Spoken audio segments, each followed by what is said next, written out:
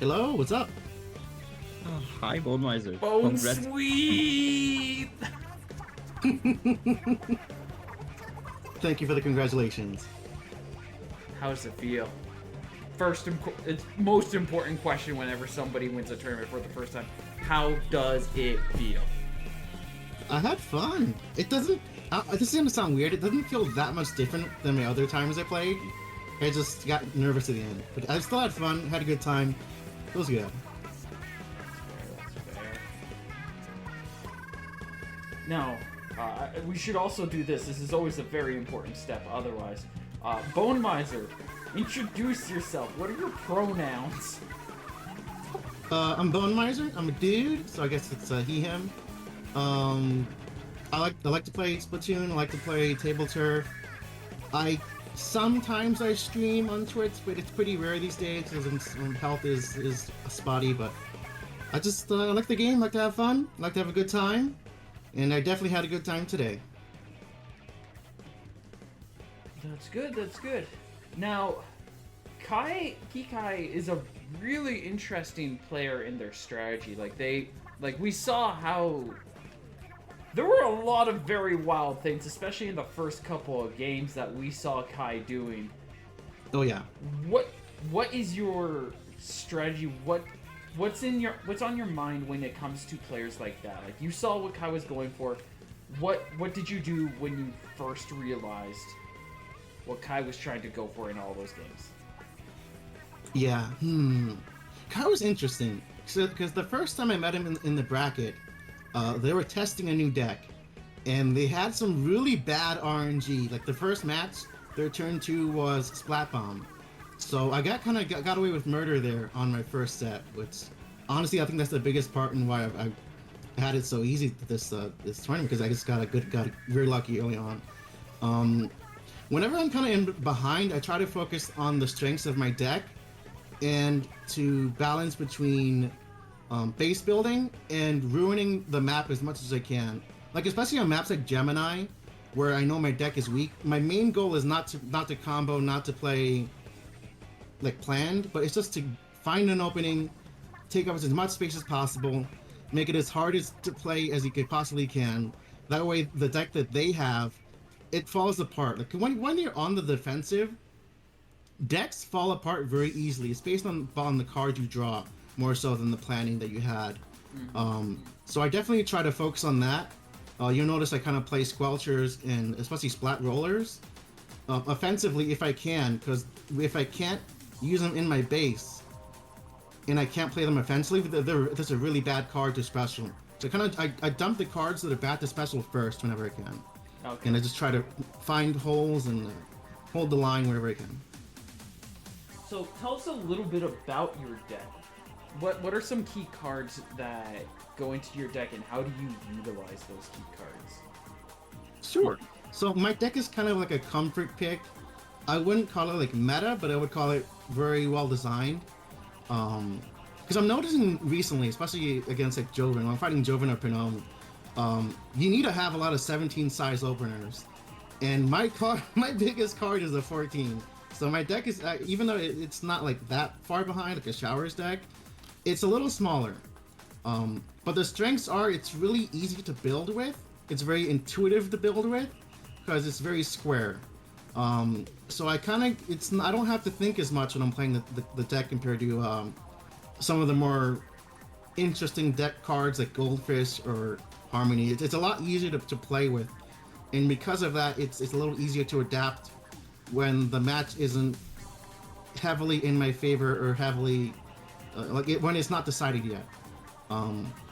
The main cards out you know for an opener are Dynamo, Fry, Tri-Stringer, and Squelcher can work in a pinch.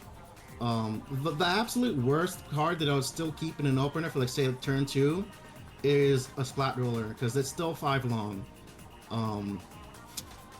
For specialing, Tri-Stringer is really a good card. I don't know if you guys noticed. It's good on offense, it's good on defense, good on a special. It kind of works as a second or third special in your deck compared to running like an actual special card. For the Clash Blaster, it's only really there to activate synergy for base building with either rollers or dynamo.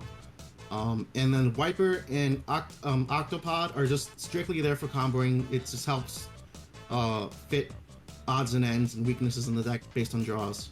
But it's really fun. It's really fun deck. It's not like a crazy, but I think it's like almost like an NPC type kind of deck. It just feels really nice, really creative. I like it a lot.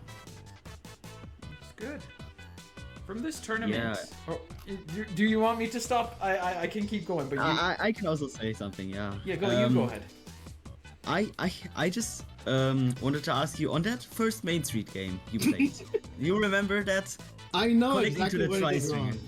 Yeah. I wasn't paying attention. I was in like a flow state because I don't want to say it's because I'm tired, but it was just like my first match against Kikai. It was a little easier than it probably should have been. I was waiting for like an hour. I can make excuses, but the real reason is I didn't see it. My visually, mentally, I forgot that I left a hole there. Yeah, and I put the stringer where I should not have put it because I figured, oh, where am I gonna put this? I just didn't see it.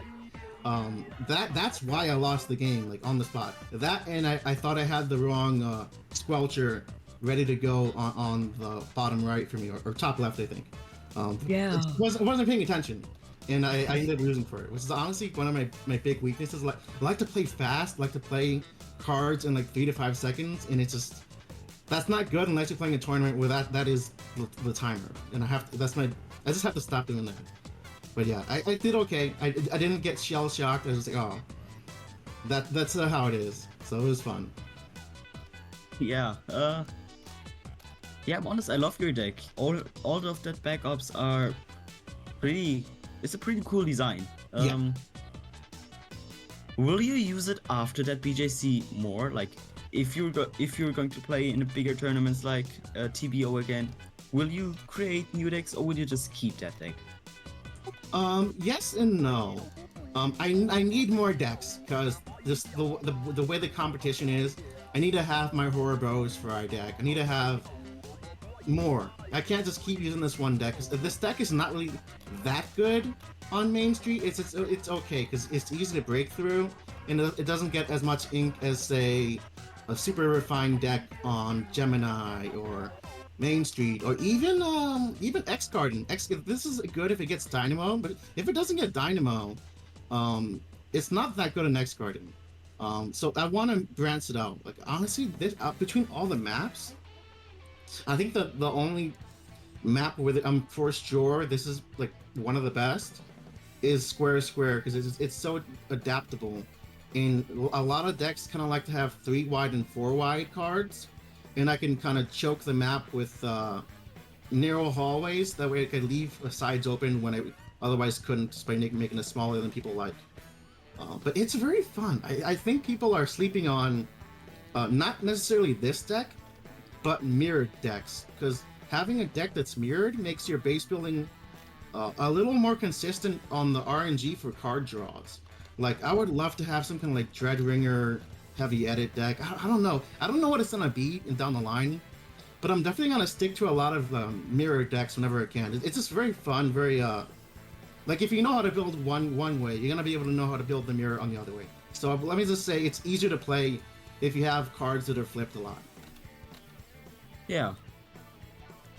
That is, yeah, I agree with that. Yeah, I'm pretty hyped to see your decks then. Yeah, I have a couple planned. I need Scope Leader, Squiffer, S-Blast, Blaster, and a couple other cards. But that'll be in like half a year to a year. And between then and now, I definitely need to make one Horror Burrows deck because I know it's good. I know it's better, but I'm just stubborn. I don't like using funny looking cards. I like using cards that they look good, they feel good. Yeah, like simple cards. Yeah, but Yeah. I have to get over there. So that's what I'll be doing soon. Okay, yeah. I think I don't have any question. Oh no, I have. I got one last. Sure. I already asked you that last time, but what did you eat today? I had tacos this morning and I had a soda. Nice. So Oh, tacos. not Nice great, one. but not bad. If I wanted to be like a warrior, I would skip the soda, get water, because sugar kind of messes up your flow.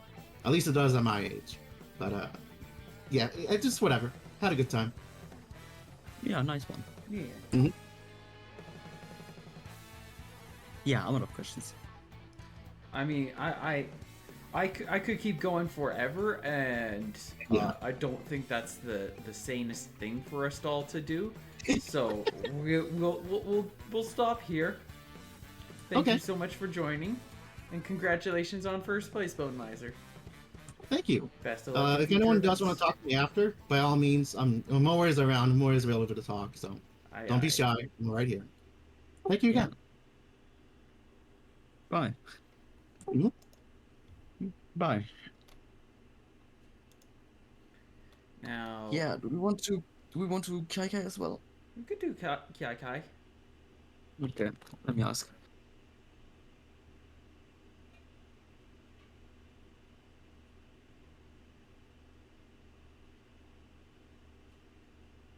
I'm actually playing against Kai Kai right now. Nice. We're doing X Marks the Garden.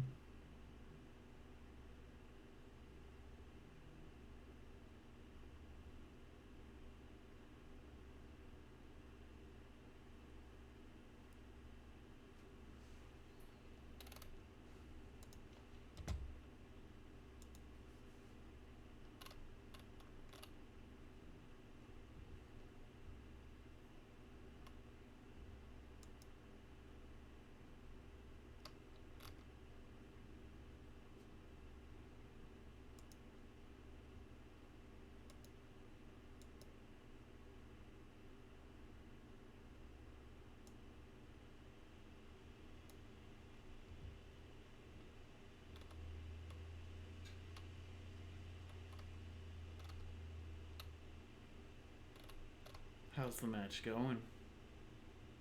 Yeah, I kind of, cause I'm not really paying attention, but I'm kind of yeah, I'm winning, but I'm also like losing. I'm in a point lead, but yeah, I'm not sure. Yo, Okay, hi Kai Kai. hey, is my mic good? Yeah.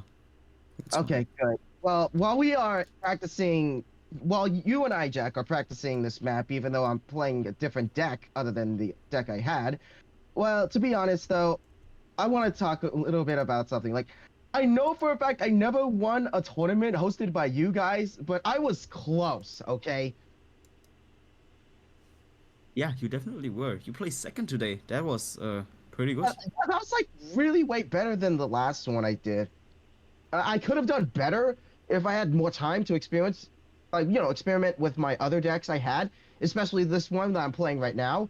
But man, it was a little harder than I thought. So can we? Yeah, and I've heard. Can we start out by having you introduce yourself and provide your pronouns for everybody listening? Oh yeah, okay. My name is Kai Kai 3212. I go by he him, but you can go by they if you wish. But mostly he him is my perfect one. But either way, almost any other pronoun besides she her is a-okay in my book. Aye aye. Yeah. Anyways, So we've Okay. already got a general sense of your feelings in regards to second place, which congratulations by the way. yeah. And a little thing I want to talk about is that, like we mentioned, you know, this, you know, dude, right? We mentioned that whoever loses could have a chance to fight dude. And yes, I did read the chat. I will be respectable. Okay. So I hear you had a little bit of a difficult start in the tournament. Yes. Yeah, the difficult start of the tournament. I let my opponent get away with murder only because my deck RNG is bad. Like, I had to do some practice matches in hopes of getting it all out, but however, it just came back regardless. And it just doesn't work. Okay, so I'm gonna actually follow up with a question I was gonna ask Bone Miser, but it's definitely more prevalent for you. What did you learn about your deck from this, and what do you think you could do to make it better for future matches? Well, after seeing Jack's deck and a little bit of Painon's deck during their tournament matches, I decided to try and copy it, but this time try to mimic around to see how I'm going to use it well. Like, I know for a fact I can use Jack's X Marks deck and then maybe switch up some cards to improve it at all. And there are some good cards that have a lot of synergy than the rest. So my best bets, even though I barely had enough time to think about it, was that I could have replaced any of the other cards with an S Blast and such. Okay. Okay. Now. And then another thing in mind is that with the other decks I have, like for my Lakefront deck, I did have Kali, which was kind of okay. And when I fought Fauna with it in Lakefront, I was so close to almost losing it, all because I don't have my E-Leader card in turn 3. Sometimes you need card backups, though. Like, you need, like, some backups to other cards in the beginning of the game. Because otherwise, you're gonna be screwed in base if they ever start going aggro on you. Like, if they ever attack you in base, that's where you need backup cards. Just for kind of defense and almost intentionally for a bit of combo farming. All right. So on that, kind of going around all that, your decks are very combo reliant. Like, we saw a couple of times you had a deck that was very much Fry and the Snipe Rider, and it was built around that. So you Yeah, like EODO Fry is like, to be honest, I'm starting up, but EODO Fry might be a good starter in River Drift, and it combos extremely well with the Snipe Rider. In other words, Pencil. so these decks of yours are really good at playing off of themselves. And there's a lot of situations where you can kind of wall or section off locations, and then you just have a lot of room to make these ridiculous combos in what seems like barely any space. But True. I would try to go aggro while comboing, but it's better enough to take middle as best as I can. Because if I did take middle, I might have a slim chance to actually pull through aggressively in my base if they reach it there in time. But my question is, what kind of strategies do you have employed to defend yourself for those inevitable situations where an opponent gets the jump on you, say, turn 3, and they've immediately broken into your turf that you've been, like, quickly setting up to utilize as, like, your combo game? Like, That's a little bit luck. Like, to be honest, I had some luck where I successfully did block them off almost completely and just hope that their cards can't fit through there. Like, you know, in River Drift, I was nearly in the brink of letting my opponent pierce through aggressively towards my base. And all I had to worry about was getting a lot of special points as best as I can before the jig was up. And to be honest, if I had the chance, though, I had to use Hydra Splatling on turn 2 just for a good measure. Because all you need to worry about is blocking your gateway to your base, and you got to do it quick. Because once your opponent was close enough to your home base, and you have, like, and your opponent has, like, at least 2, which is for Splatana, chances are they're going to pierce through with that said Splatana. And you need to cover up those open spaces quickly. mm-hmm. That's my only good that's my only good tip that I have as of now. And for aggressive plays, I'm still studying at this point, trying to think about where I'm going to infiltrate and get the jump on if they do it as well. Because you know for a fact you can counter it in a later turn, unlike in turn 3. What's your favorite card? Like, give us a couple of cards that you really like. Well, okay. In the beginning of Tableturf, my favorite card has got to be Big Man, but ever since those competitive tournaments that you guys host are pretty much fun and awesome and all, you know, just for my style, I decided to drop him and just leave it there for, I don't know, for a future deck I might be considering in possibly and possibly in the in double Gemini map, and I'll save that for later. But the current favorite card I have for each and every map is the following that I have. I want to say my favorite has got to be Captain in Balanced, and then for X marks, it's gotta be the Dynamo Roller. Of course, you love Dynamo Moment, ladies and gentlemen. And then for Thunder Point, I would want to say Big Man, but Kohozuna just takes the cake, only because it's a good starter card. As for the squared one that I did intentionally, it has to be Triple Ink Strike because that helped me won a match in Tableturf Tussle, which was Epi's tournament. And for Lakefront, it's gotta be Cali. It's a tie between Cali and Inkjet because of how good they are in the beginning and mid game respectively. And then for Double Gemini, I said Big Man, but not just any Big Man. Hype Mantis Storm Big Man. And lastly, for River Drift, my money has got to be a tie on both Eel Deal Fry and Snipe Rider. That's the only two cards I love, which is a tie in River Drift. And for box seats, if you're wondering, oh my god, I can't believe I'm going to say this, but Triple Ink Strike. Fair enough, fair enough. And then again, I've been studying a bit of Showers' matches, even when Showers played their Triple Ink Strikes. So I had to study up on everything on what card they played, respectively. Mostly Triple Ink Strike.